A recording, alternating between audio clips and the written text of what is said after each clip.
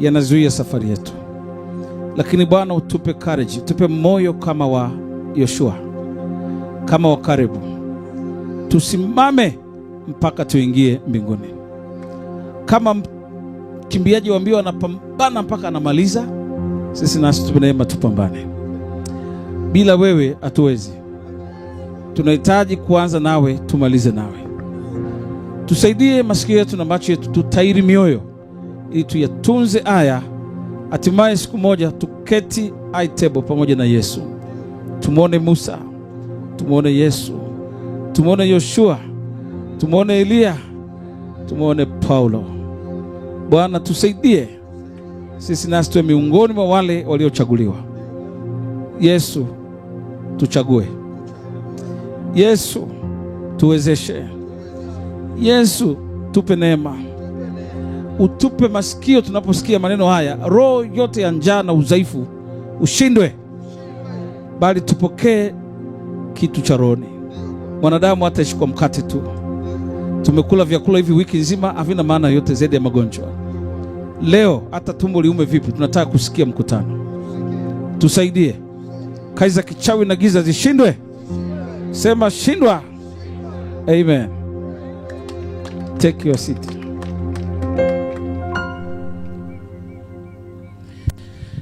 Somo letu ama ujumbe wa mkutano huu una kichwa, namalizaje safari yangu. Namalizaje safari yangu. Namalizaje safari yangu. Tunasoma kitabu cha Mambo ya Nyakati wa kwanza 29. Mambo ya Nyakati, Chronicles, First Chronicles chapter 28.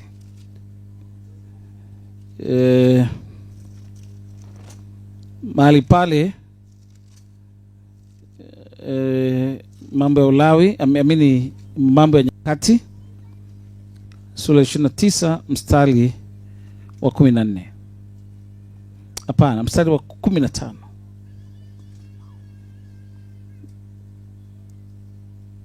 Mambo ya Nyakati 29 mstari wa 15.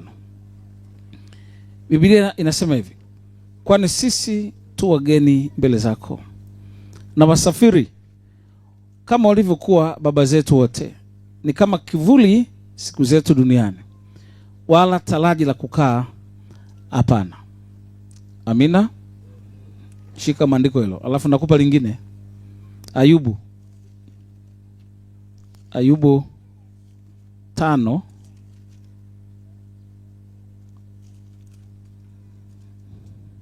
Ayubu 14 mstari wa 5. Tutaanza mstari wa kwanza alafu mstari wa 5. Anasema, mwanadamu aliyezaliwa na mwanamke, siku zake za kuishi si nyingi, naye hujaa taabu. Yeye uchanua kama vile ua, kisha ukatwa. Ukimbia kama kivuli, wala hakai kamwe. Mstari wa 5.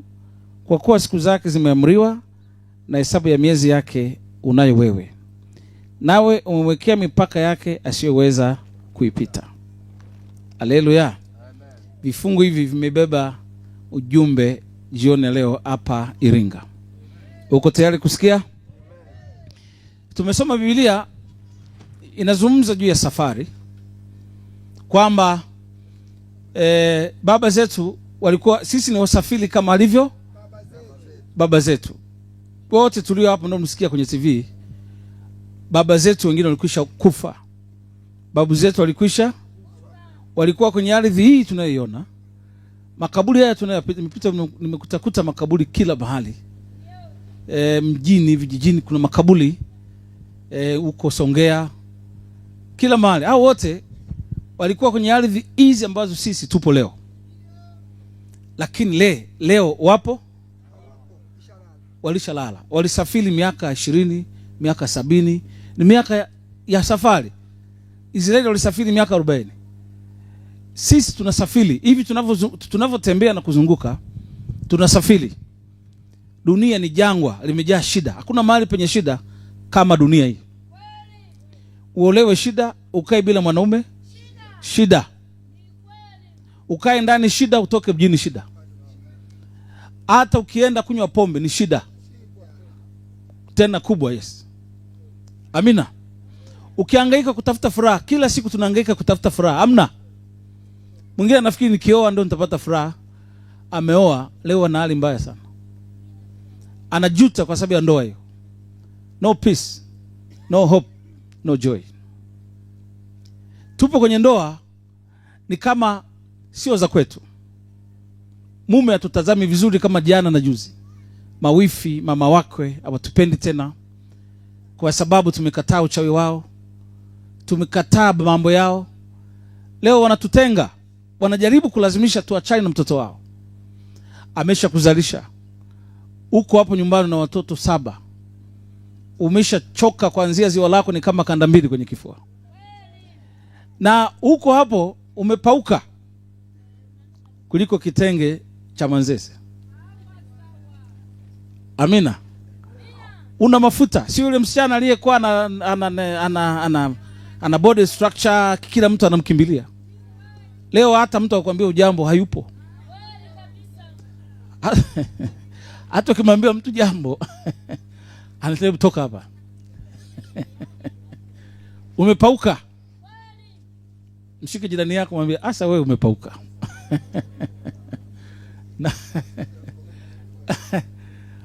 Hauna yale vile vingola vya kuoana vile pipi leo havipo tena. Ni fimbo zimo ndani. Au usemi lakini mateso anayokupa mmeo unayajua wewe. Mume amekudhalilisha. Mume amekuolea mke wa pili, kitu ambacho kutegemea. Mke wa 3, mke wa 4. Na bado mume wenu huyo aliziki. Ana vimada nje. Wote 4 amewacha ndani. Kila mtu watoto 5 huyo. Anaendelea mbele. Hakuna hela, usipolima watoto wako hawali. Usipohangaika sokoni, hakuna chai, hakuna uji. Huku nafikiri mnakunywa uji sana. Mmoja ameniambia hapa, siwezi kukunywa uji. Hakuna uji. Hakuna chochote. Asubuhi mnaamka mnagawana viporo vya jana. Hali ni mbaya. Furaha hamna tena. Unahangaika kufanya biashara, kipato hakiko kama jana. Maisha yamebadilika. Unaendesha bodaboda sio kama zamani. Unaendesha gari taxi sio kama zamani. Unakaa dukani au uingizi kama zamani. Hakuna unachokipata. Unashinda juani, maisha yako hayaendelei. Paka sasa umezeeka, huna pesa, zimebaki ndevu tu. Ndevu kama fagio za barabarani. Hela una, umepauka. Na maisha yamebadilika. Ni mchungaji, maisha yamebadilika. Kitu ulichokuwa unafanya ukifanyi tena. Uliokuwa unaona una watu hawako tena. Ulikuwa unaona ubili hamna tena mahubiri yote. Umerudi nyuma. Leo uko unatamani kujiua. Ulifikiri kurudi nyuma ni faida, umerudi nyuma, umeona mziki wake. Hata unatamani tena Roho Mtakatifu wa zamani akurudie, lakini huko hapo umepauka. Baba mchungaji umepauka. Baba nabii askofu umepauka. Umeenda kufanya kazi ya Mungu imekataa. Sio kama zamani tena. Maisha uliokuwa unafikiri itakuwa mazuri, sivyo. Unafikiri kukaa peke yako, ngoja nioe, mume amekufa leo, uko mwenyewe. Watoto wanakutazama. Unafanya nini? Huyu anataka uji, huyu mama nimeona mayai kwa jirani, huyu baba nimeona anataka kasoda. Unakaa unasema siendi kwenye umalaya. Lakini leo ni malaya na number 1. Kwa ajili ulishe watoto wako. Umepauka. Na kwenye umalaya kwenyewe wamekukataa. Umezeka. Anakwambia labda nikupe 1,000. Umelala na wanaume kwa 1,000 kwenye mitaa, kwenye vichaka. Ulishe watoto wako. Wamekuachia magonjwa. Unahangaika unatazama watoto. Nifanye nini? Unauza vitumbua vina soko. Kilo ukipeleka vitumbua hapa na mwingine kajaza vitumbua. Ukipeleka dagaa naye kajaza dagaa. Ukipeleka mtu mmoja ananishuhudia anasema baba, Nashangaa, baba askofu, maneno yako nimesikia kwenye TV yananichoma. Unazungumza kama na mimi nimejaribu baba askofu, ngoja nikuhadithie.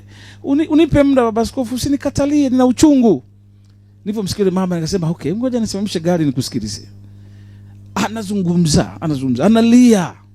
Namwambia nyamaza, tuwezi kuelewana ukiendelea kulia. Zungumza. Anasema baba askofu, nimekodi kioski, nimekodi kibanda.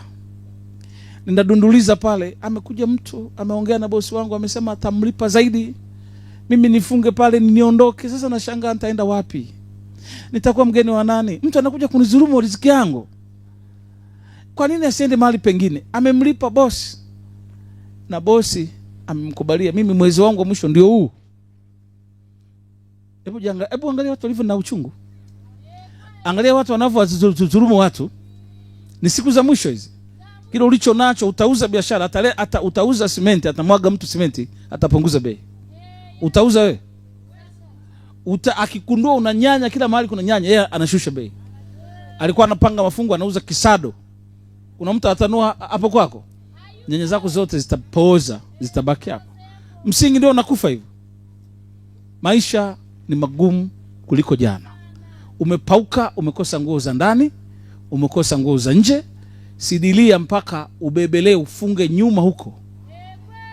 Umuite mtoto, nifunge sidilia ikaze.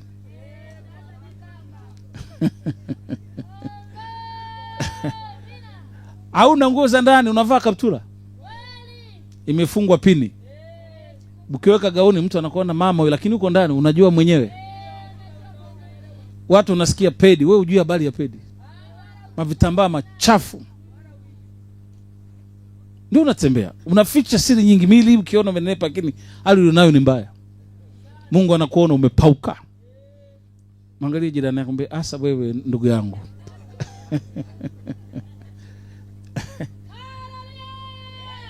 Leo yako matumaini.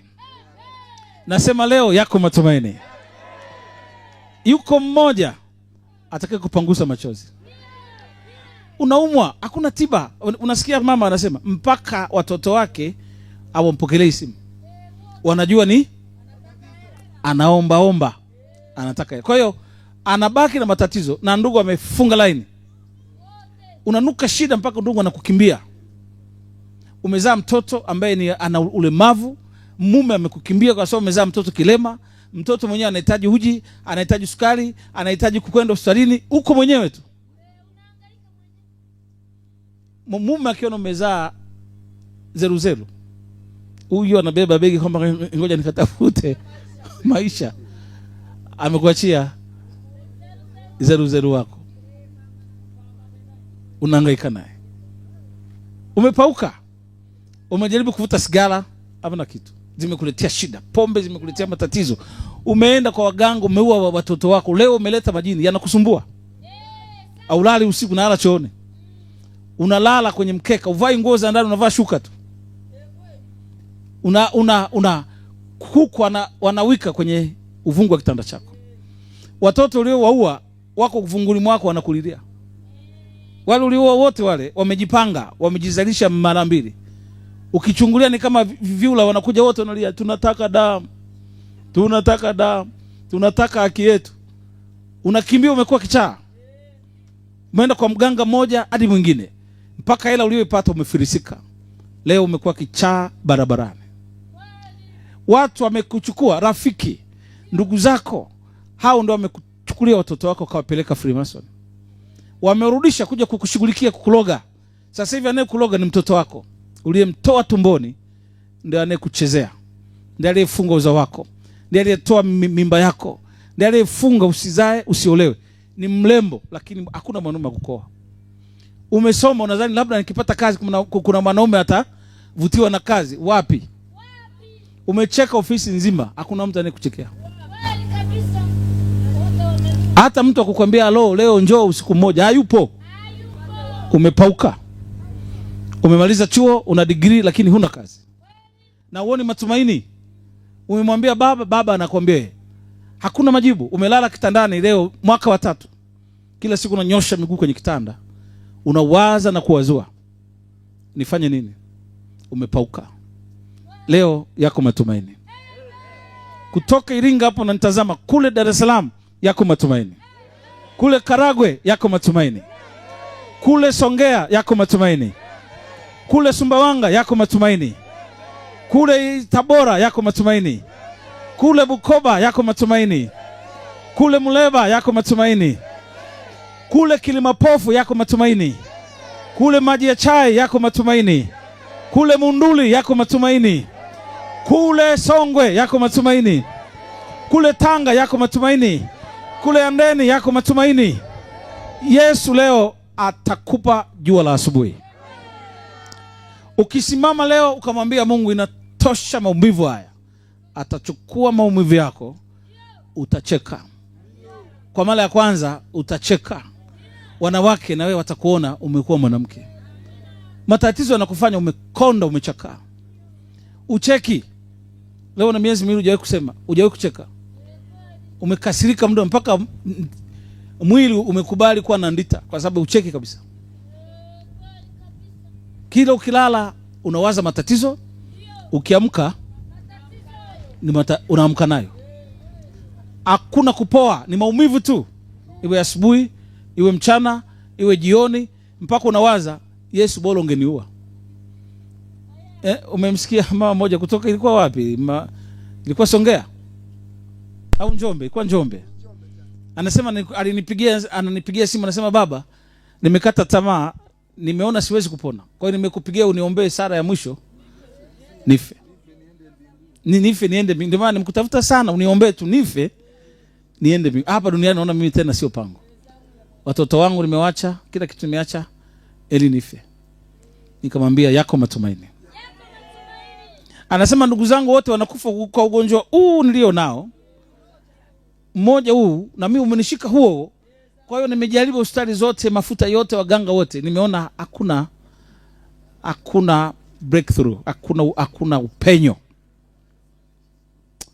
Nikamwambia ugonjwa huu hautakuua. Uliua ndugu zako, kwako ni break. Njombe alikuwa anacheka, anasema kwa kweli siamini. Nilikuwa naomba nife, kumbe Mungu alikuwa bado ananihitaji. Ule ugonjwa umekata, maumivu yamekata. Mimi leo ni mwanamke, mimi leo ni mtu, mimi leo naenda chooni mwenyewe, ninasimama nakimbia na ruka, nasema Yesu mfalme. Sikutarajia baba askofu. Yako matumaini kwa Yesu. Yako matumaini kwa Yesu. Achana kuhangaika na maji na mafuta, utapoteza hela yako, utakuwa maskini zaidi. Usidanganywe na watu kwamba kuna mhubiri ametoka wapi ana mafuta hata yatoe Israeli. Ni uongo. Ni utapeli mtupu. Tumwage vitu hivi kabisa ndani ya nyumba, tusivikaribishe. Usiwasikilize hawa, watakudanganya tu. Amina. Hawa wana mbinu sana ya kuhubiri. Hawakuhubiri uende mbinguni, watakupitisha kwenye maandiko, lakini mwisho wa siku watakutoa hela. Watakwambia leo ni siku ya kutabaruku. Nehemia alitabaruku, alikuwa na shida akafunga. Utakuwa ufunge siku hizi? Na wewe unafuata tu. Maana ndiko imeandikwa kwenye Nehemia. Na mfungo ulikuwa na sadaka. Anakuambia uende siku 3 ufunge kavu, alafu uje utakuwa siku ya kutabaruku. Kila mmoja anatakiwa aje na sadaka ya kujingamanisha. Wataweka maandiko la kwanza, la pili, la tatu, maana ni tofauti, lakini maandiko yako pale. Ndio kwa ni kipofu, ujui maana yale maandiko. Unasema amenisomea neno, lakini kwa sababu ya kutokulijua neno hauko huru, unapelekwa kushoto na kulia. Hao manabii si kwamba wasomi neno, wanasoma neno kwa kuligeuza. Inatakiwa wewe uwe na ujuzi zaidi kukuelewa kwamba huyu mongo. Sasa wewe mwenzangu na mimi, pangu pakavu tia mchuzi, hakuna unachojua. Haleluya. Ndugu zangu, acha niwaambie, yuko mmoja tu, Yesu. Huyu ndio kiboko ya majini. Huyu ndiye anayeombea watu bure. Huyu ndiye anayeponya. Huyu ndiye anayeokoa. Huyu ndiye anayetupa afya, anayetupa pumzi, anayetupa mwanga kama huu, anayetufanya tuweke ofisini. Hakuna mwingine isipokuwa Yesu. Mwamba huyu. Sema mwamba huyu. Usimwache huyu. Usijitenge na Yesu. Neno nalo kwambia lifuate.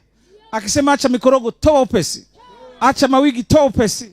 Acha mambo ya kuweka kubreach nywele, kuweka piko. Acha vitu hivyo. Leo wako walokole wakiolewa wanakuwa kama mataifa tu. Manywele wameweka kukima mapoda kila mahali. Mkanani usiweke poda kwenye ndoa yako. Wala makorokoro mengine yoyote. Olewa tu, ndoa ni ndoa. Kana meo hapa, mjenge maisha yenu. Mambo ya kutaka kupendeza ndugu na jamaa, usipitisha kapoda. Sema no. Mimi nimeokoka. Na sisi tumeokoka bwana. Wewe ndio mtakatifu? Yes, mimi kama nyinyi watakatifu, mimi ni mtakatifu. Wembe haujapita kichwani mwangu kamwe. Wanja haujaingia kwangu kamwe. Makope sio vitu gani vijaingia kwangu kamwe. Msiniwekee hina wala rangi. Mwali lazima akae angalau ndani, ajifiche, apikwe. Unanipika mimi nimekuwa mboga? Aliyekuoa akutaka makoroko. Sasa alikuwa unapendeza na nywele zako hizo kipilipili, alikuwa unafaa. Sasa leo mavazi anakuangaisha. Kwani mume anavaa mavazi? Haya mavazi tunavalia watu ndio shida. Kwa sababu mume alikwisha kuchagua. Alikukuta na nguo moja hiyo hiyo, akakucheka, una yes, you dada atakuwa mke wangu kama ulivyo. Sasa mnapoenda kwenye maukumbi kule, mnaweka hivyo vya nini? Mnataka kumfurahisha nani hasa? Kama mume amesha kupenda, unamfurahisha nani? Na umeokoka wewe. Na unasema ni Mkanani? Hapana. Kama unanisikia mtu yote alifanya jambo hili kokote, ubadilike. Ninapata taarifa, wanangu wote ninawapenda, lakini kuna wakati nakasirika kwa ajili ya dhambi. Amina. Lazima nifike mahali niseme kweli. Haijalishi unaniletea sukari nyumbani ama viroba vya mchana, I don't care. It doesn't matter to me. Kwa hiyo mimi sikutafuta mchele. Sitafuti hela yako hapa Iringa. Sitafuti chochote. Nimetumia gharama kuja kukubili iliyo. Nikienda Amerika sitafuti sadaka zao, na anawaambia siko hapa kutafuta hela zenu. Niko kutafuta roho moja. Sikuja kwenu kwa sababu mimi ni maskini. Nasimama pale Amerika, wachungaji wanakodoa macho. Wewe kweli? Nikipiga neno hawanikaribishi tena. Nikiondoka kituo kimoja sirudi tena. Biblia imesema kufukuza hapa. Lakini tunakutana huko na wachungaji, mkuja kutafuta hela tu. Mmoja nimekutana naye anasema, mimi siwezi kusema kweli kwa sababu nikisema kweli msiponikaribisha tena nitakuwa mgeni wa nani? Nitakosa mafungu ya 10. Hawa wako duniani makomediani tu. Hawana neno lolote la Mungu. Kwa hiyo huwezi kukuambia kweli hawa. Ukikaa chini hawa, you're wasting your time. Lazima utafute mchungaji atakaye kuambia kweli hata kama inakuuma. Lakini dawa inayoumiza ndio inayotibu. Amina. Dawa zozote tamu zinaleta shida kwenye mwili. Chochote kitamu ni matatizo. Kichungu ni dawa, kitamu ni problem. Sikuhubiri injili ya kukufariji. Hapana. Na kuhubiri iliyo kweli. Umenipa suti hawa, ukunipa sawa. Umenipa dola, ukunipa sawa. Amina. Waulize huko ninakoenda huko Uingereza. Neno ni hili hili. Nikienda Marekani neno ni hili hili. Nikienda South Africa neno ni hili hili. Na kote mnako nitarajia nije neno ni hili. Hata kama ni mchungaji wa kanisa la kiroho ananiita, baba askofu njoo, ujiandae vizuri. Nitakapokuja hautanipa rushwa kwamba naomba usihubiri hiki. Roho atakavyoniambia. Injili yangu ndio hiyo, siwezi kuhubiri injili nyingine kamwe. Haleluya. Yuko moja atakufariji leo. Haleluya. Sikiliza. Maisha ya wanadamu yanabadilika. Unaanza mdogo, utabadilika. Ukibale, kivunja ungo. Wenye watoto lazima mjue kuna mabadiliko kwa hao watoto. Wale walikuwa wanaimba kwaya, wanapiga vinanda, ujue watabadilika. Iwe mchungaji na watoto, uwe askofu una watoto, lazima ili uliweke kwenye akili yako. Hawa watafanya nini? Usizae tu watoto bila mpango. Una mtoto, kuna mwanaume analeta watoto na mke wake bila mipango, alafu wale watoto wanakuja kukuletea shida. Lazima ujipange mapema. Ukitaka watoto hakuna naye kuzuia kuzaa. Zaa mpaka mayai. Lakini ujipange. Hizi ni siku za Watoto wanajua vitu kuliko wazee wa zamani. Kile ulichokificha leo kiko wazi. Haya ma Facebook haya yanaonyesha uchi wote wa mwanaume na mwanamke, na namna ya kufanya viko kwenye, na ule mtandao ukipita na ndio unaenda kwenye bale. Ili ni silaha kubwa, uwezi ukabaki salama. Sijui umpate Roho Mtakatifu upande gani au baki salama. Mtoto wako hata baki, kuna msikomolika pressure ya mwili, alafu inakutana na vichocheo kwenye Facebook, kwenye Twitter ama X, kwenye TikTok, kwenye Instagram. Hivi vinapitishwa, ni silaha za shetani. Haya masimu na ma-TV ni mali ghafi ya shetani, na ameandaa kwa ajili ya siku za mwisho, ndio atakuwa anatumia hivi kufanya kazi. Mambo ya ngono leo unayaficha. Huko zamani tulikuwa tunazungumza, watu walikuwa wanakaa nusu uchi kidogo, wanavaa upu, alafu sasa hivi wanavaa chupi, lakini sasa hivi uchi kabisa. Kwa hiyo maonyesho, mtu anapita anaonyesha umbile lake, anageuka kushoto, wanaume wamekaa, bidhaa zote ni za wanaume. Hawakai wanawake kwa wanawake, wanaume ndio wanakaa, wanawake ndio wanapita. Hii mambo ya ajabu sana. Alafu wanaona ni sawa tu, wanafanya biashara ya ngono ni sawa tu. Mmoja anasema na laana wanaume 30 kwa siku. Huko nchi nyingine, huko commercial sex workers wanatambulika kiserikali, wanalipa na kodi. Sasa maisha tulio nayo, watoto wetu tuwafiche wapi? Wewe mzazi umekalia, sitaki simu, sikupi simu, ninafunga simu. Huyu ameshakuzidi ujanja, anakuinamia tu hapa. Huyu Chris hapa anakuinamia, muone akikaa huko pembeni. Hawa kina Frank, akina Mgisha hawa, wakikaa kwenye chumba wanajifunika blanketi, wanazima taa. Wewe ukichungulia, mwanangu amelala. Hajalala huyo. Ukiondoka tu, simu iko wapi? Nipe simu. Peku pale. Anashinda hapo. Ile ni powerful weapons ambayo ibilisi anaitumia kuwaua vijana na kuwapeleka kabisa, kugeuza ufahamu wao. Na imewapeleka kweli, yes. Kabisa. Sasa ukizaa watoto wako wote wanakabiliwa na mambo hayo, wewe utakuwa mgeni wa nani? Utakuwa mgeni wa nani? Hali ni mbaya sana. Wachawi wamekuwa wachawi, wezi wamekuwa wezi, matajiri wana uwezo wa kukudhulumu nyumba yako leo na usiende kokote, usipate haki. Hali ni mbaya. Unaweza kunyang'anya mke, au ni wengi. Hali ni ngumu sana. Na dunia yenyewe inataka hela. Kama una hela, umeoa mlembo, kila siku utakuwa unalala unamchungulia, unamfuata, unafanya vile, chooni yupo, unamlinda, sokoni, ukishakuwa mlembo, kila mtu anakugusa, hata boda. Ukikaa, nisogelee kidogo nitakimbia. Kumbe nataka kusikia ni joto lako. Kila mahali wanawashawishi watoto. Sasa lazima mjue majira tunaishi ni siku za mwisho. Yesu anakaribia kurudi kunyakua kanisa. Kama hujaokoka, jikaa mguu sawa. Dunia utaendelea kuitumia, utaendelea kuwa kiongozi tena. Maisha yanabadilika. Atakaye kuwa salama ni yeye aliyetoa maisha yake kwa Yesu tu. Na namna ya kushinda hii dunia, muishie Yesu. Mfie Yesu. Ukifa, mwili ukifa, unaishi kwa Yesu. Mwili ukiwa hai kwa Yesu, umekufa. Amina.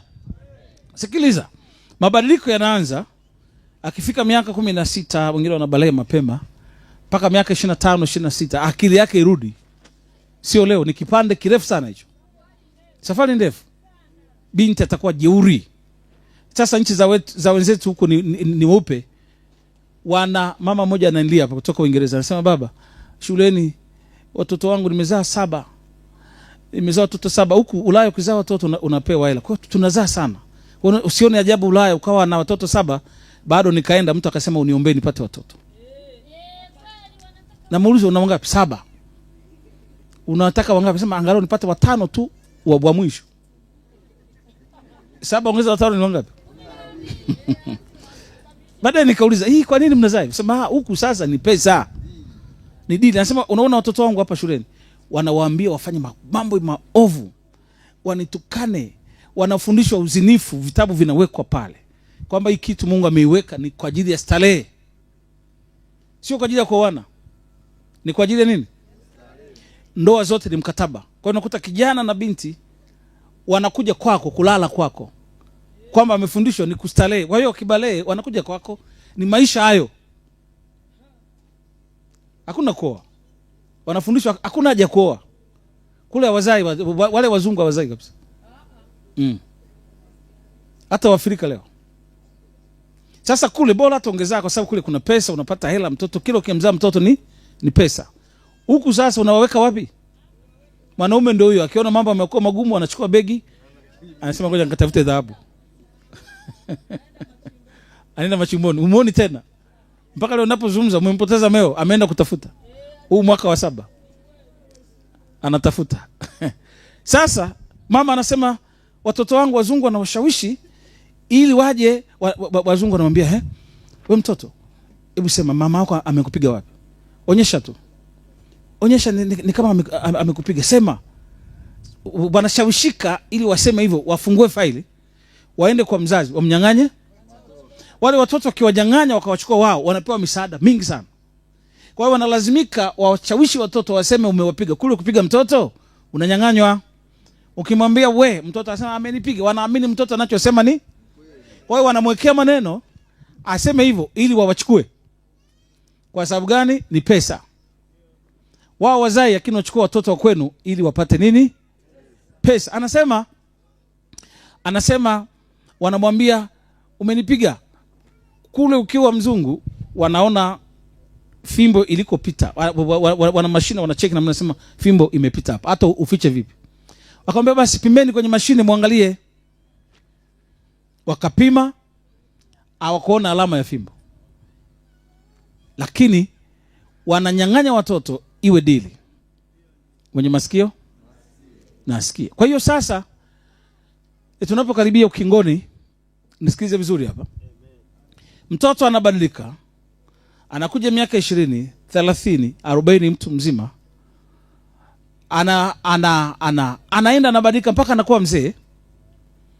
Mwisho amechoka kabisa. Anakuwa babu ndani. Aoni, ana tezi dume, anajikojolea, amekuwa mzigo kwako. Ndio mwanadamu anaanza, mwisho anaharibika. Si ndio? Unaona leo kijana na mwisho wa siku unafanya nini? Unazeeka, unaharibika, ngozi inaharibika, kila kitu kinaharibika, jicho linaharibika, miguu inaharibika, kucha zinaharibika, kila kitu maini yote yanaharibika, makongosho yote yanafanya nini? Yanaharibika. Chakula ulichokuwa unakula zamani kinakaa leo akikai.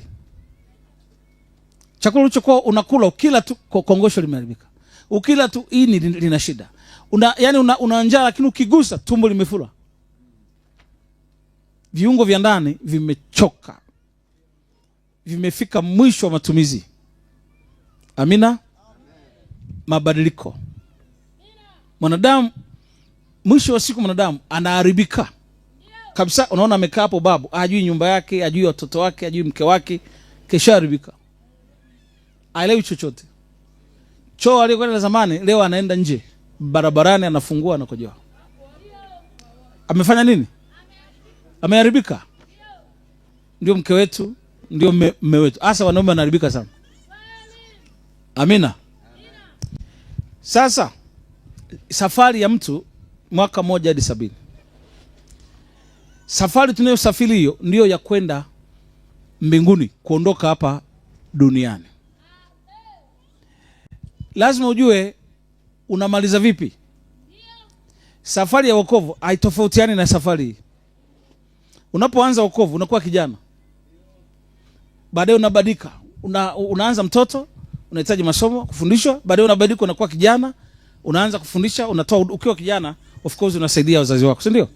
Mlete maji, lete kile. Ukishakuwa kijana kwenye imani, mchungaji anafaidika na kutuma, naenda na unaenda kule moto fire. Lakini mchungaji mzazi lazima ujue watoto watabadilika. Amina, nisikilize vizuri. Watabadilika. Watatoka katika ile hali ya kukusaidia, wataanza usumbufu. Kama unavyozaa mtoto akiwa mdogo, si unamfurahia? Amina. Akiwa mdogo, ngonyani huyo jamani, unamrusha juu ngonyani, unamrusha juu Makembe, unamrusha juu Ifunda. Amina. Nimepata mtoto, kila mtu anampenda. Nazarene unamwona yai, tijui Isaka unamwona yai, anabadilika. Una wakati mtoto anapendeza, unasema yes, katoto kazuri, wako katakuliza. Kakibadilika tena, lazima utegemee huyu akibadilika atabadilika. Lazima utegemee, kila mzazi ujue huyu mtoto wangu atafanya nini. Yale ni maumbile, lazima abadilike. Akisha kuwa akili kaingia, umwambie kitu tena, ataki umuonye, ataki umshauri. Anafikiri yeye yuko kwenye position nzuri ya kushauri wewe. Kwa hiyo mnaanza kugombana na mtoto wako uliyemzaa. Akiwa kichwa mbovu anakutukana, inafika mahali unamuogopa hata kumwambia we, anafanya analotaka, na we mama useme sawa. Wakati mimi unaona shida, kwa nini nigombane naye? Unakubaliana naye, anakuongoza. Kweli si kweli? Anabadilika, ananuna. Zamani uko ukimsema anacheka tu, leo ukimsema ananuna. Anaweza kununia tokea asubuhi mpaka jioni. Mwisho sasa una kuongea naye, inabidi umfuate. Mwanangu, nimekukosea nini? Yale maneno yamekukwaza. Nisamee. Kweli si kweli?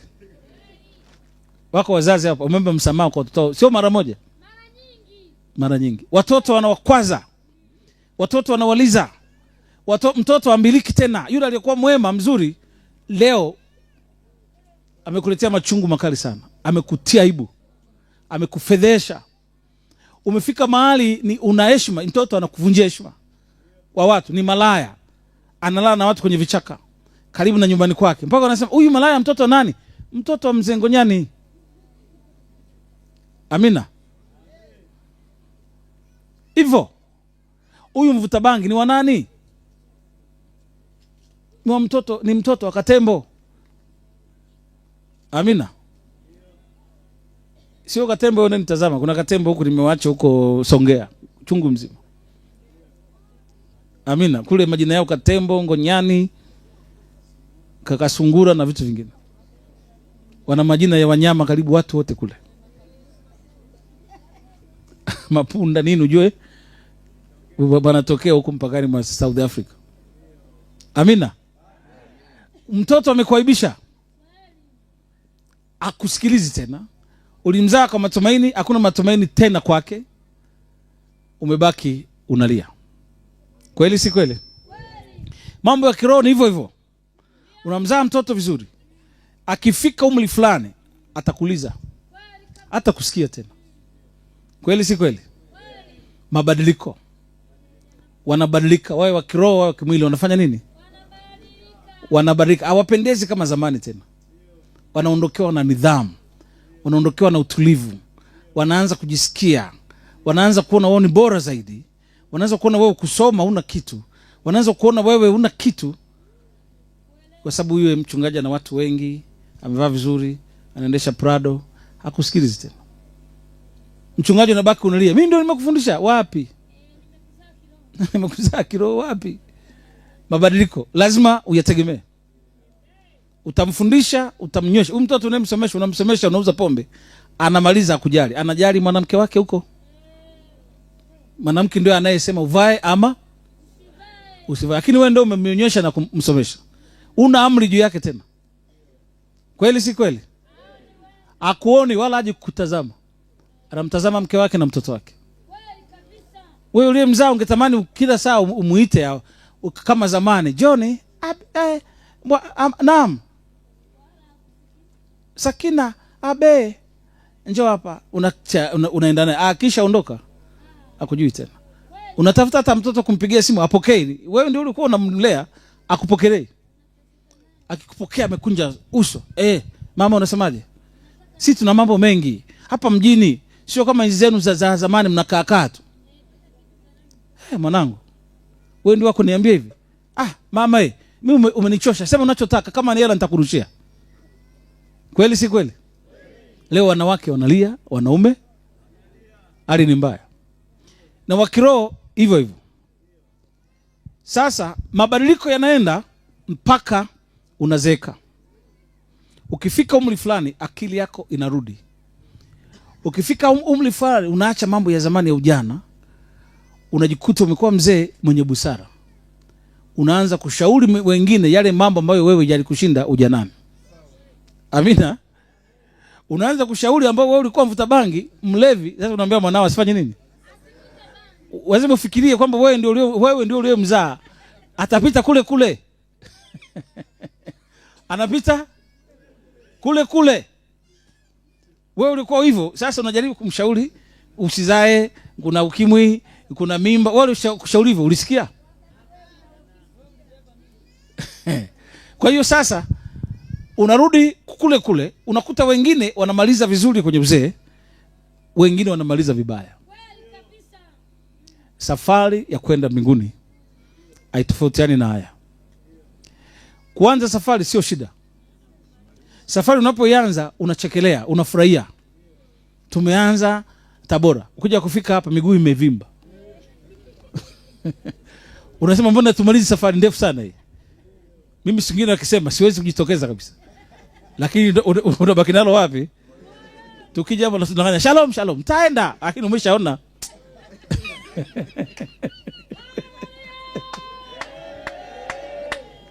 Kwamba tuna round tena umumu. Kuja kumpata mtu ni shughuli. Unapoanza safari unachekelea, unadhani ni kesho unafika Kigoma. Wewe kuja kufika Kigoma, Tabora, kuifikia Songea, miguu imevimba. Macho hayaoni. Baridi.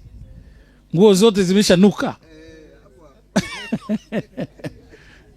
Unasema mimi tena mtu akiona napanda gari kwenda kwenye ziara labda za umumu. Lakini unabaki nalo wapi? Ukija kuna tudanganya, nitaenda, haleluya. Wewe umeshaona safari ile. Inahitaji neema, inahitaji uwe kijana. Amina. Kwa hiyo unapoanza pale unachekelea. Unaona kama jamani tuondoke. Washa gari driver, haleluya. Unakuja unaimba, baada muda mfupi nyimbo zote nyimbo zote zinakata. Hata ukiambiwa imba shida, piga vigeregere wapi, hakuna kinachoendelea tena. Mwenye hamasa anabaki peke yake na yeye anachoka. Anasema acha sije nikafia hapa, acha nika. Jamani naongea na watu hapa. Sasa ni muhimu kujua unapoanza safari ya kwenda mbinguni. Inaweza kuwa rahisi, lakini angalia sana mwisho wako. Unamalizaje? Ndicho ninachotakiwa kumuomba Mungu daima. Naomba mwisho wangu uwe bora kuliko mwanzo. Na kwenye maombi yako ya binafsi ya kufunga, kama hivi Ijumaa tuna mfungo. Ijumaa kanisa lote la Kanaani tunafunga. Tunakuwa na ibada usiku inaitwa usiku wa Kanaani. Ukiwa kwenye TV unaona, kwa YouTube utaona. Kila mwisho wa mwezi tuna mfungo pamoja. Sasa ukiwa kwenye mfungo wako, muambie Mungu hasa wewe unaenda mbinguni. Acha hao ambao wanahitaji kuombewa au hata safari hawajaianza. Amina. Acha hao waliokoka karibuni, wameanza mwanzoni. Wale ambao wamevuka bahari, shughuli ipo. Kwa hiyo unatakiwa umuombe Mungu wakati wote umalize vizuri. Mungu ashughuliki na mwanzo. Anashughulika atakayevumilia mpaka mwanzo. Unaweza kuanza vizuri. Apigwe amini, apigwe. Watu wako tayari. Wakivuka Kagera wakapigwa miguu ikavunjika. Wanatazama lile daraja tumelivunja na kazi gani? Kuna wakati tunawaza kwa nini uliuza nguruwe wote ukaenda kwenye utumishi? Amina. Kuna wakati kwa nini uliuza nyumba yako? Unajutia. Kweli si kweli? Sasa hakikisha kila mwenda mbinguni aangalie mwisho wake. amuombe sana Mungu ampe mwisho mzuri. Unaweza ukamaliza safari hii unakunywa pombe. Ukamaliza safari hii umeacha mke. Ukamaliza safari hii umeshapigana. Ukamaliza safari hii umekuwa kama mataifa. Umeweka mikorogo tena. Ukawa kwenye safari hii roho hayupo kabisa kwako. Hujui kuimba, hujui kuomba, kila kitu kwako ni kigumu. Unaishi kama mataifa ndani ya wokovu. Amina. Ufanye chochote tena, umemaliza, mwisho wako ni mbaya. Kila ukikaa ukiangalia mwisho wako ni mbaya. Una mwisho mzuri? Una mwisho wa kunungunika, mwisho wa kulalamika, mwisho wa kuona mchungaji mbaya, askofu mbaya, mwisho wa kusema mimi kwa nini nimeingia kwenye wokovu, kwenye uchungaji? Kwa nini nimeacha kazi zangu zile za pombe? Unafika mwisho unamaliza safari unanungunika. Wakati unasema haya, ndio siku zako za kuishi zimeisha. Wewe sasa ndio umerudi sasa kuona shetani amekuonyesha vitu vingine, amekwambia kula tunda utaishi. Kwa hiyo lazima tusimame. Wewe unanisikiliza, uliokoka Mafinga, uliokoka Kifaru, Kifinyu, Kifanya, uliokoka sijui Sumbawanga, uliokoka Katavi, uliokoka kwenye nyumba yako huko Monduli, huko nyumbani hapa Mafinga, unanitazama hapo, unanitazama hapa Iringa. Umeokoka unasema mimi mwanzo ni mzuri kwamba mimi nitapambana, nitakaa mwenyewe, nitasimama, nitaangalia TV. Fine. Lakini lazima umuombe Mungu mwisho wako uwe mzuri. Ile imani ulio nayo iendelee mpaka mwisho. Pumzi ilipoanza kwenye race, kwenye marathon, uende na hiyo spirit mpaka mwisho. Unamwomba Mungu, nimekuja kumaliza marathon, sio kushiriki. Unaweka pumzi ya kumalizia. Huku njiani kuna vita, ule mwisho kwa nini unakuwa mgumu? Vita unakuwa umeshachoka, alafu vita ni vikali. Mume atakusema, viongozi wa dini watakulani, wale watakwambia yale, hao wengine watakuona mbaya, umejiunga na kanisa gani, wakina mama wote kijini watakucheka. Kama huna pumzi, unaweza ukacompromise, ukakubaliana nao. Lakini kama una pumzi, utasimama peke yako. Utasema mimi mpaka nimuone Yesu. Sitakubali mpaka nimuone. Nipe nguvu kama ya Simeon. Alikaa mpaka kaona wokovu wa Bwana. Mimi nami nitaingia mbinguni no matter what. Kama mume hataki, viongozi wa dini hawataki, wana kijiji mnitenge, nitabaki peke yangu. Lakini nimedhamiria kifanya, nitatoka peke yangu, ambaye nitamlaki Yesu hewani.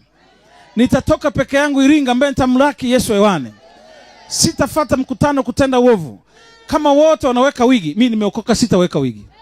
Kama wote wanavaa masuruali, mimi nimeokoka binti, siwezi kukiuka mpango wa Bwana. Nitavaa sketi na kuficha uchi. Waniseme chuoni hapa, waniseme hapa kazini, mimi ni afisa, nionekane mbaya, nikose marafiki, lakini nimedhamiria kumuona Yesu. Kwa hiyo unaomba na Mungu nitie nguvu. Wale washindani wako wale ndio watakuharakisha maendeleo. Kwa hiyo mume akisimama kinyume usitetemeke. Baba akisimama kinyume usitetemeke. Anaweza kusema hata mwalimu mkuu wa chuo akasema kama watu mmekokoka hapa amvai yaya, mtapunguziwa max. Utasimama kwenye msimamo wako. Amen. Usifikiri ukiokoka mmeo atakusifu, mkeo atakusifu, marafiki watakupenda. La hasha. Walokole wenzio watakukataa. Kasema huyu atumtambui kwenye Pentecoste. Baki peke yako. Wanasema una ushirika, atukutambui. Mradi Yesu anakutambua, achana nao wasikutambue. Hatuko duniani kutambuliwa na watu. Haya ni mambo ya kiserikali tutambue, lakini kwa Mungu anakutambua yeye. Amina. Kama Mungu amekuita, usifikiri utaenda mbinguni lele mama. Lazima ushindane. Kama uweze kukaa asubuhi mpaka jioni unamsikia Mungu, lakini unasikia hotuba, unasikia mpira, unasikia hotuba za wanasiasa, kwa Yesu unasinzia, vita ni kali. Wokovu mbinguni sio lele mama. Kitu kidogo tu umesharegea, kitu kidogo tu umeshakwazwa, kukaya kidogo umeshakwaza. Utaki mtu akwambie, utaki mtu akukosoe. Kidogo tu hasira zimepanda. Hasira zangu zimewaka. Sasa wewe umeokoka nini wewe? Unafikiri kanisa utakuwa tunakubembeleza miaka yote? Ila sana akata ndugu yangu, kitu kidogo, mimi mwanakwaya amenikwaza, mimi mchungaji yule amenikwaza. Toka hapa. Mbinguni ni shughuli.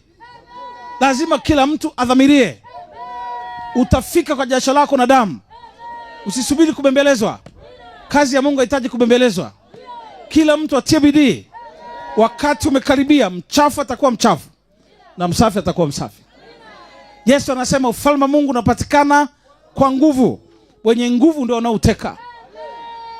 Kama utabaki lele mama kwenye kanisa unang'ania vyeo, unashindwa kuchomoka kuhakikisha roho yako inapona, umebaki hapo, watu hawabadiliki na wewe umebaki hapo. Unamwambia mchungaji anasema kujipamba ni ruksa. Amepata wapi ruksa? Angalia anavyogeuza maandiko kwamba unajipamba rohoni alafu na nje tafsiri umetoa wapi? Maandiko yanasema usijipambe. Lakini watu wanatafuta neno la Mungu wanaliedit alafu anasema Bwana amesema. Hii ni wakati wa mwisho, sio wakati ukaa kwa mchungaji wako. Mchungaji ana mbingu, shehe ana mbingu, padri ana mbingu. Yuko mmoja mwenye mbingu. Usipomsikia huyu mmoja utakosa mbingu. Na utaenda kwenye moto, utajuta na injili uliyosikia hii utasaga meno.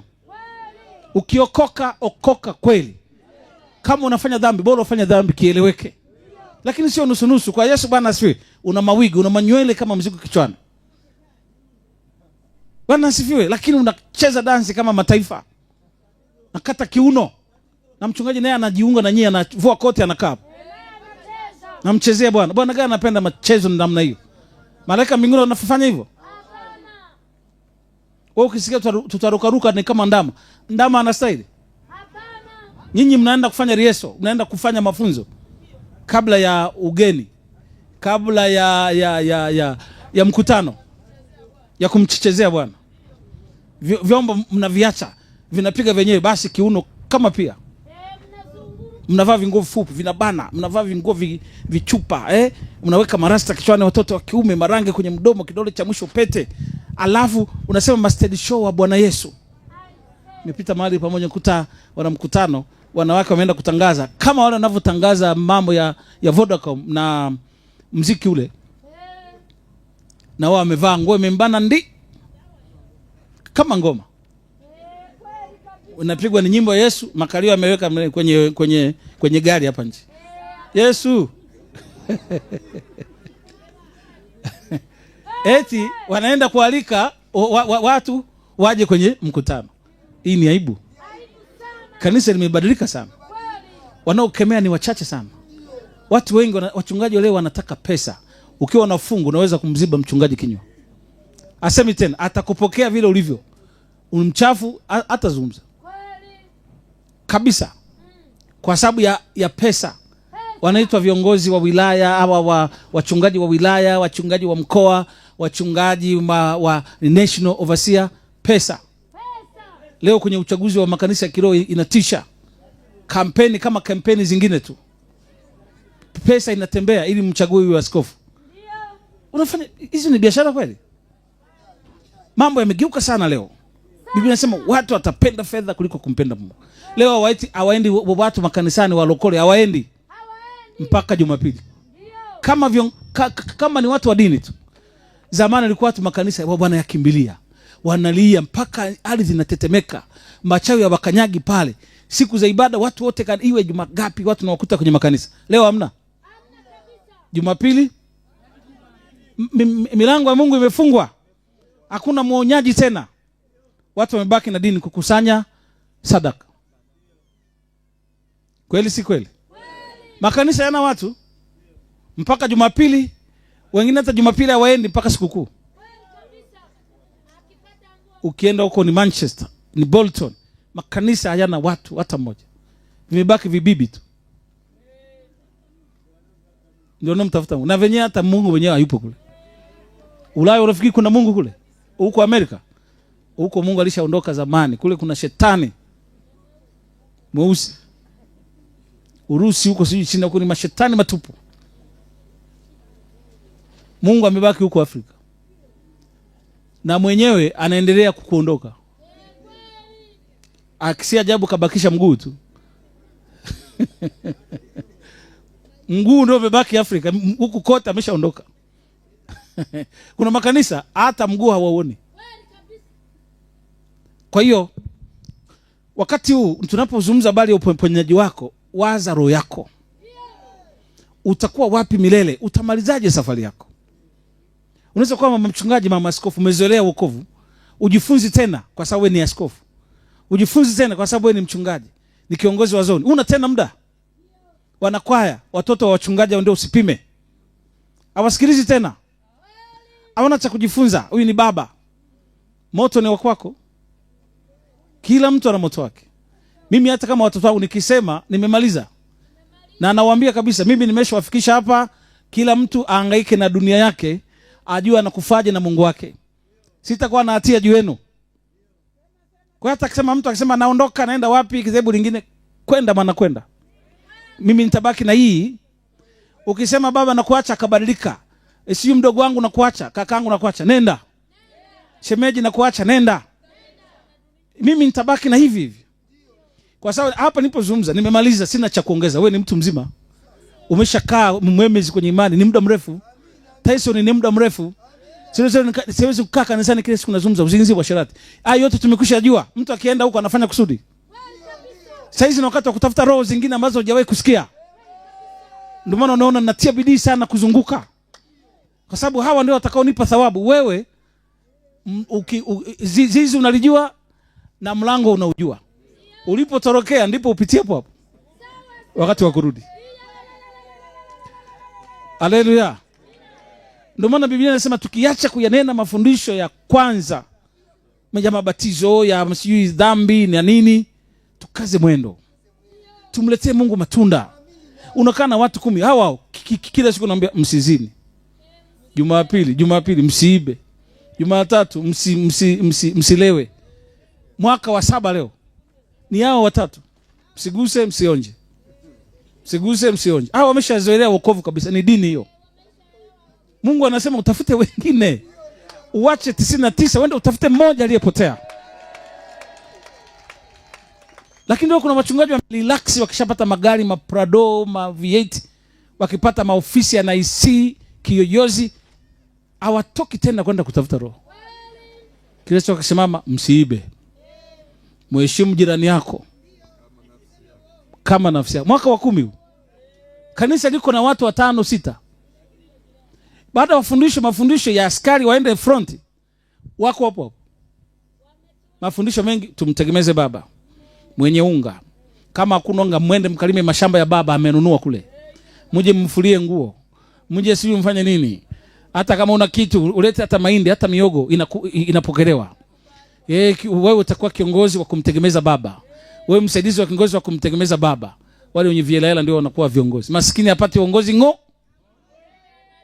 Kama ilivyo duniani. Duniani kama maskini upate kitu. Na kiroho ni hivyo hivyo. Hata kama unaomba kanisa linatikisika, hawakupi uongozi. Wanataka hela. Pesa. Nyinyi wachungaji, pesa.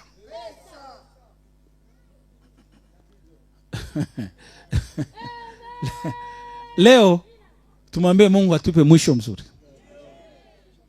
Mimi nitakuombea, ukiyasikia haya ndio atakaye kuponya, sio mimi kukuwekea mikono. Ili neno ndio kuambia ni uzima. Ni kweli tena ni uzima. Ni roho tena ni uzima. Hayo ukielewa unapona. Mumeo atarudi, atakurudia. Utaweka mikorogo lakini atakutafuta. Utapaka chochote. Utatoa dryer zote kwenye saluni, tupa chumbani, tupa mikorogo, tupa vitu ambavyo vinakufanya kuwa mzito usiende, usipae, tupa. Alafu utajisikia mwepesi na magonjwa yatatoka moja kwa moja. Sasa gharama ya kuacha hivyo vitu mpaka uamue. Kama uamue ukijiona watu wanakuambia umependeza, kuja kuviacha hivyo ni mtihani.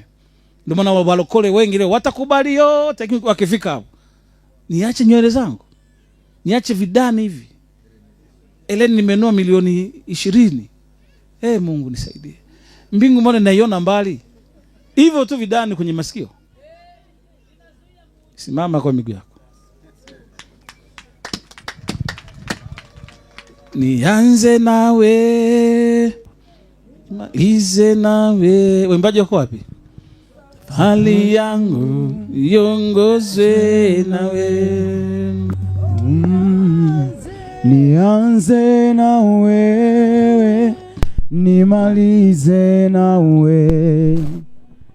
safari yangu niongozwe nawe Bwana, nianze nawe, nimalize nawe, safari yangu niongozwe nawe. Oh Baba, nianze nawe, nimalize Bwana, safari yangu niongozwe nawe. Oh Bwana, nianze nawe, nimalize nawe. Oh safari yangu niongozwe nawe. Oh ukiniacha nitapotea Bwana, ukiniacha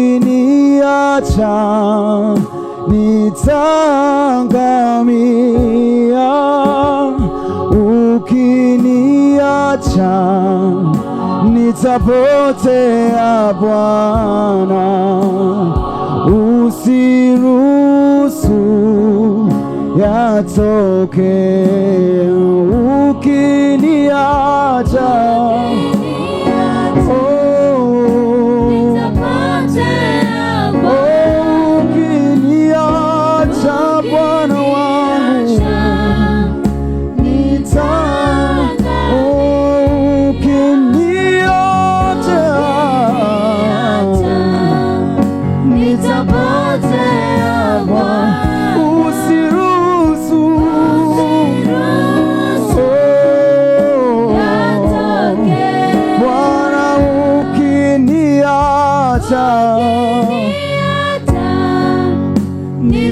nitapotea Bwana, ukiniacha Bwana, katika hali yangu hii Bwana, msaada wangu ni wewe, niko kwako Bwana.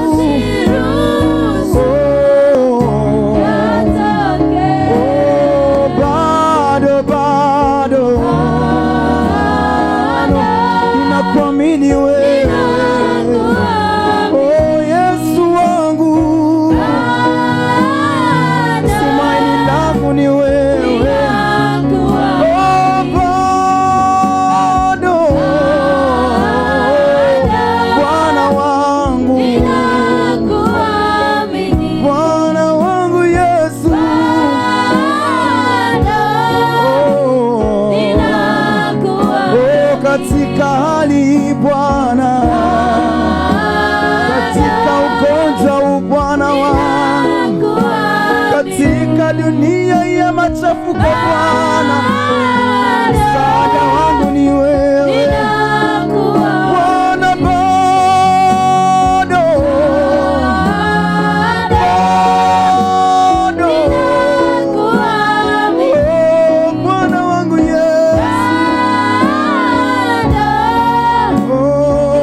Bwana wangu na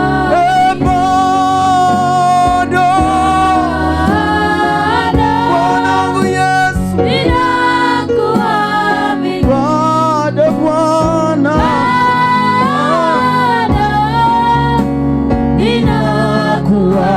ninakuamini.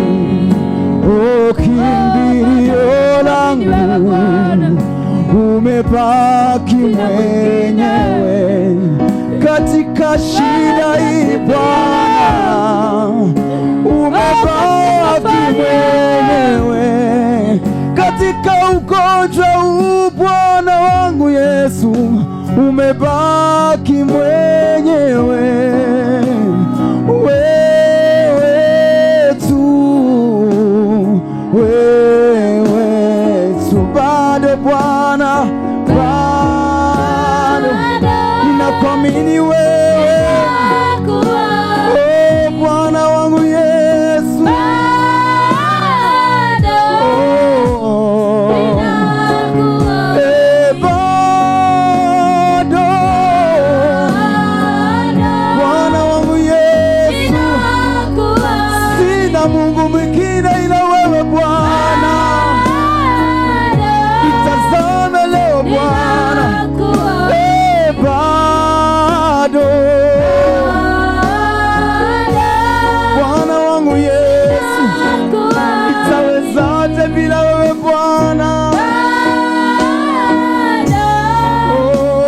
ninakuamini, mwambie tena Bwana.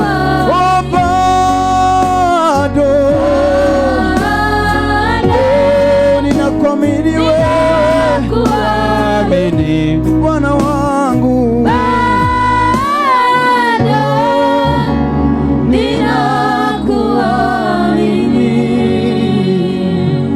Hujachelewa kama ilivyoimba kwaya ya Mafinga. Bado muda upo, rekebisha mwenendo wako. Ni wakati wa kumwambia Bwana, mimi ni mwenye dhambi. Upo Karagwe, Dar es Salaam, upo Bukoba, uko kokote na kunisikiliza kule Monduli, uko Songwe, bado Yesu yupo. Kwa nini usimwambie Mungu, nafasi ndio hii. Kutoka Kisii nafasi ndio hii, kutoka Nairobi nafasi ndio hii, Mombasa, Kilifi nafasi ndio hii, Machakos, Makueni nafasi ndio hii, Bujumbura nafasi ndio hii. Usijivunie miaka mingi ya wokovu. Mwambie Mungu, bado mimi Mungu nimejaa mapungufu. Kwa maisha ya Mungu siwezi nikakuona. Mimi bado Mungu nahitaji neema. Yesu. Vipofu akamwita Yesu akawasaidia. Wewe nawe kwenye mkutano wa Iringa, kwa nini usimuite Yesu?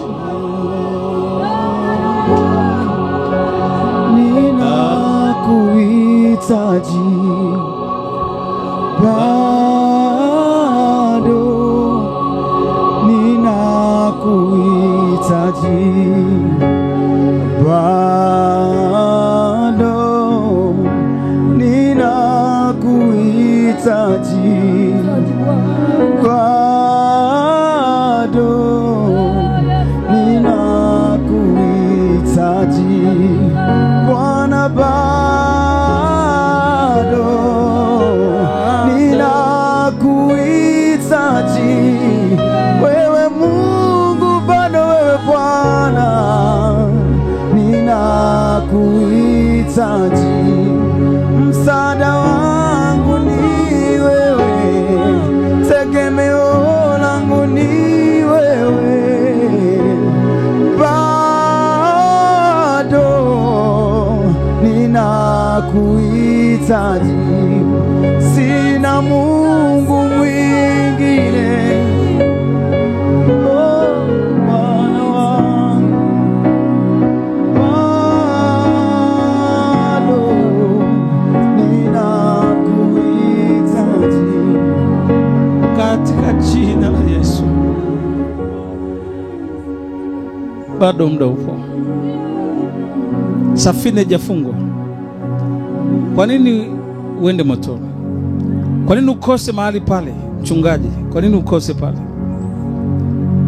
Kwa nini ukose shemasi? Kwa nini ukose mahali pale? Mungu akuituitia hasira bali rehema zake. Bado unayo nafasi ya kurekebisha. Bado muda ungalipo. Yesu anarudi. Mwite huyu mwenye uwezo. Mwite huyu anayeweza kubadilisha. Mwite huyu anayegusa. Mwambie Mungu, niguse. Weka mikono yako juu, kila moja ananitazama kwa TV yake nyumbani. Weka mikono yako juu kabisa mbele za Bwana. Sema, Bwana Yesu, kwa sauti, Bwana Yesu, Bwana Yesu, mimi ni mwenye dhambi. Naomba unisamehe. Naomba rehema. Nisamehe Yesu. Mimi ni mkosaji. Nimekutenda mabaya. Naomba rehema. Naomba unisamehe. Unitahiri moyo wangu. Nifurahie kazi yako. Nifurahie wokovu wangu. Yesu, nitahiri moyo wangu. Nikutumikie kwa furaha. Mimi ni mkosaji. Nimekosa sana. Naomba rehema. Asante kwa kunisamehe. Asante kwa kunisamehe. Katika jina la Yesu. Amen.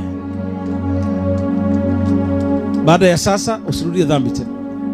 Tafuta kanisa linalofundisha kweli. Simama hapo. Tumikie Mungu hapo. Weka mali zako, amana yako iweke hapo. Maisha yetu yaliyobaki ni machache. Huenda kile ulichokitoa hapa ukakikuta mbinguni, baadaye utajuta kwamba nimetoa kidogo. Fanya kwa moyo wako wote. Kama unanunua kiwanja, unanunua speaker, kama unashiriki na bishop kwenye huduma ya kutafuta roho moja ya ujenzi Dar es Salaam, shiriki kwa moyo. Fungua moyo wako, naenda kukuombea. Hapa mbele pamekaa vibaya sana, unaweza ukadondoka hapa, usikae vizuri. Nikisema uje hapa, ni pazuri hapa.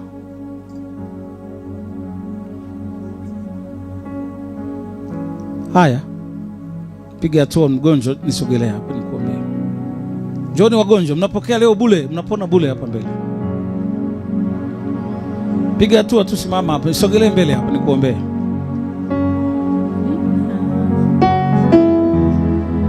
Piga hatua, acha woga, sio kama mchawi unataka kukaa nyuma tu.